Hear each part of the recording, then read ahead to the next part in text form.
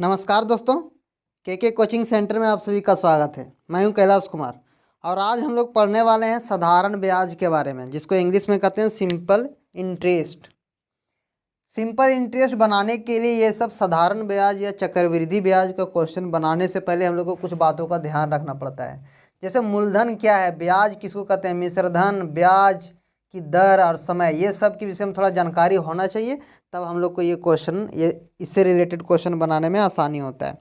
तो मूलधन क्या कहते हैं, मूलधन किसे कहते हैं, मूलधन क्या है। मान लीजिए हम कोई व्यक्ति को 1000 रुपया दिए या 1000 रुपया हम उससे लिए, तो ये जो हम उससे पैसा लिए ये उसका मूलधन कहलाया। मतलब ये उसका मूलधन है जो हमको दिया है। ये जो, या फिर हम किसी को 1000 रुपया दिए अगर मान लीजिए, तो जो मेरा पैसा है हम तो उसको दिए हैं, हम उसको 1000 रुपया दिए, तो जो मेरा पैसा है या फिर हम किसी से लिए हैं तो जो उसका पैसा है वो कहलाता है, उसका मूलधन कहलाता है। अब मान लीजिए कि 1 महीना बाद अगर वो हमको बोला है कि 5 रुपया सैकड़ा हम आपको दिए हैं, कि अगर 5 रुपया सैकड़ा मंथली के हिसाब से हम आपको सूद लेंगे, तो मान लीजिए वो हमको 1000 रुपया दिया है और 1 महीना का 5 रुपया सैकड़ा से हो गया उसका 50 रुपया, इसका सूद हो गया, ब्याज जिसको कहते हैं, ये ब्याज 50 रुपया ब्याज हो गया। अब हम उसको 1 महीना उसको हम अगर देने जाते हैं, अगर हम उसको देने जाते हैं 1000, 1 महीना के बाद अगर हम रिटर्न करने जाते हैं तो हमको कितना देना पड़ेगा, 1050 रुपया देना पड़ेगा। अब यहाँ पर देखिए दो बात है, यहाँ पर देखिए उसका जो अपना पैसा था वो कितना था, 1000 रुपया, और एक्स्ट्रा हम उसको दे रहे हैं 50 रुपया। तो ये जो उसका अपना पैसा था वही उसका कहलाएगा मूलधन, और जो ये हम एक्स्ट्रा दे रहे हैं सूद के रूप पर, ब्याज के रूप पर, वो क्या कहलाता है, ब्याज। जो एक्स्ट्रा पैसा हम दे रहे हैं वो ब्याज कहलाता है।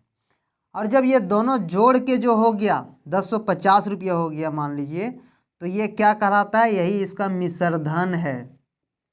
मिश्रधन मतलब उसका मूलधन भी उस पर है और साथ में ब्याज भी है, और ये दोनों को जब जोड़ेंगे तो क्या मिलता है, मिश्रधन मिलता है।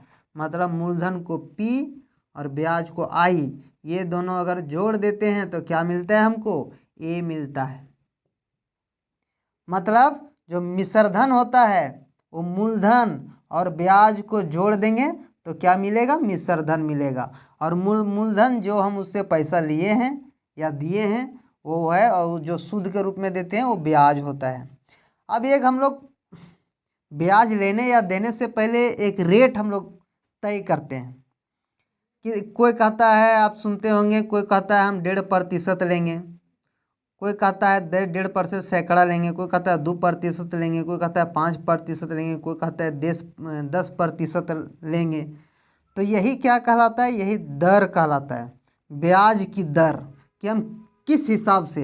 जैसे अभी यहाँ हम 1000 का 50 रुपये 1 महीना का निकाले तो हम बोलें कि 5 रुपये सैकड़ा, 5 रुपये सैकड़ा बोलें, मतलब 100 का 1 महीना में 5 रुपये हम आपसे सूद लेंगे। तो उसी प्रकार यहाँ अलग अलग तरह से होता है। कोई कहता है, कोई 1.5 रुपया में ही कहता है कि 1.5 रुपये सैकड़ा, कोई कहता है 2 रुपये सैकड़ा, कोई कहता है 5 रुपये सैकड़ा, कोई कहता है 10 रुपये सैकड़ा। जिस रेट से हम अगर तय करेंगे, मतलब सूद लेने से पहले जो रेट तय किया जाता है, दर जो तय किया जाता है, वही दर है, ब्याज की दर है, कि किस हिसाब से हम उससे सूद लिए हैं। और जो समय है, समय भी ये भी होता है कोई मंथली हिसाब से, बोले कि 100 रुपया का हम 5 रुपया पर महीना करके सूद लेंगे। 1 महीना का 100 रुपया अगर हम आपको सूद दिए तो 1 महीना का 5 रुपया करके लेंगे। हो सकता है कोई कहे कि 3 महीना में हम 100 रुपया दिए तो 3 महीना के बाद हम 100 का 5 रुपया लेंगे। कोई कहे 6 महीना अर्धवार्षिक कहे, ये तिमाही हो गया। कोई अर्धवार्षिक भी कह सकता है कि 6 महीना के बाद हम 100 रुपया का 5 रुपया ब्याज लेंगे। ऐसा भी है, कोई कहता है वार्षिक, मतलब 12 महीना, 1 वर्ष का। कोई ऐसा भी है कि कह देगा कि 1 वर्ष का सूद अगर 100 रुपये हम आपको दिए हैं तो उसका 500 रुपया लेंगे। ये इस तरह टर्म का भी निर्धारित किया जाता है। कोई तिमाही, कोई मंथली लेता है, पर महीना करके सूद लेगा, या फिर तिमाही भी कह सकता है कि तिमाही करके हम सूद लेंगे, या फिर 6 माही, या फिर वार्षिक सूद, ऐसा भी कंडीशन होता है। तो आइए इससे रिलेटेड हम लोग कुछ फार्मूला को जानते हैं कि हम साधारण ब्याज हो या तो हम कैसे उसको निकालेंगे। लेकिन उसके पहले अब थोड़ा जान लेते हैं, ये जो वर्ड है बार बार मिलेगा हम लोग को, इसका साधारण ब्याज से जितना भी हिसाब या फॉर्मूला लिखेंगे ये सब वह सारे वर्ड मिलते रहेंगे। जहाँ पी मिला समझ जाइए मूलधन है, आई मिला ब्याज है, और ए मिला तो समझ जाइए मिश्रधन है, और आर मिला तो समझ जाइए कि रेट है, दर है, और टी मिला तो समझ जाइए टेम है। आइए अब हम लोग इसका फार्मूला को देखते हैं कि किस प्रकार का फार्मूला है। देखिए फार्मूला जो साधारण ब्याज का होता है, साधारण ब्याज एसआई मतलब सिंपल इंटरेस्ट मतलब साधारण ब्याज होता है, उसका फार्मूला होता है मूलधन गुने दर गुने टेम बटे 100, मतलब पी गुने आर गुने टी बटे 100। पी मतलब मूलधन, आर मतलब दर, और टी मतलब समय होता है। अब कभी कभी ऐसा होता है कि देखिए एसआई निकालने के लिए 3 होना चाहिए, पी आर टी तीनों होना चाहिए, तब हम लोग साधारण ब्याज निकाल सकते हैं। कभी कभी ऐसा होता है कि साधारण ब्याज दे दिया रहे और पी मान लीजिए यहाँ से गायब है, तो पी कैसे निकालेंगे।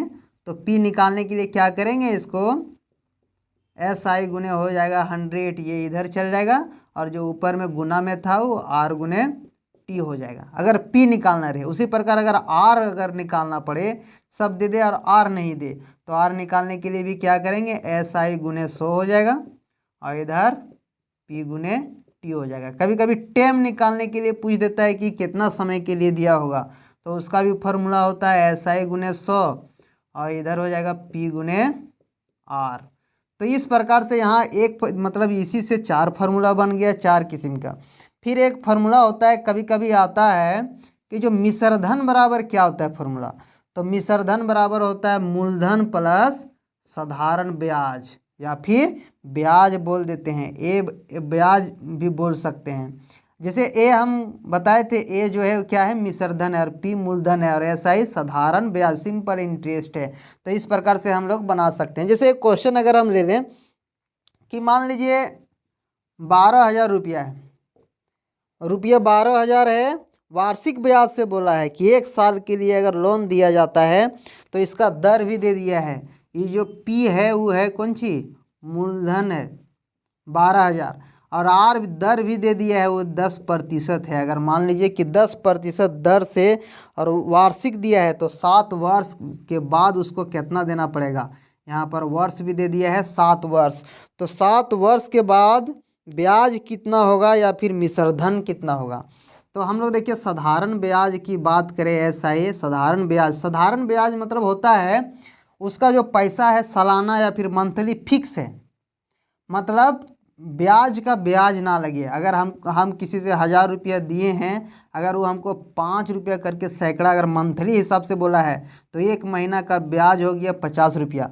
तो फिर दूसरा का महीना में भी मेरा सूद 50 ही बढ़ेगा, तीसरा का महीना में भी सूद 50 ही बढ़ेगा। ये साधारण ब्याज कहलाता है, मतलब जो इसका किस्त होता है वो हर माह फिक्स होता है, मतलब इस पर कोई चेंजिंग नहीं आएगा, ब्याज में कोई चेंजिंग नहीं आएगा। हर महीना या फिर हर साल जिस दर से हमको दिया गया है वो हर साल फिक्स रहता है, इस पर कोई चेंजिंग नहीं, जो इसका सूद है हर माह सेम रहे। तो इसको हम लोग बोलते हैं साधारण ब्याज। तो देखिए यहाँ पर कैसे निकालेंगे साधारण ब्याज। साधारण ब्याज बराबर फॉर्मूला अभी हम लिखे पी गुने आर गुने टी होता है, और इसको 100 से भाग दे देते हैं। तो पी इसका है 1200 गुने आर है 10, और समय है 7 वर्ष के लिए, और ये कट गया तो कितना हो जाएगा, वर्ष 84, और एक यहाँ और एक यहाँ 2 0, इतना रुपया इसका ब्याज हो गया।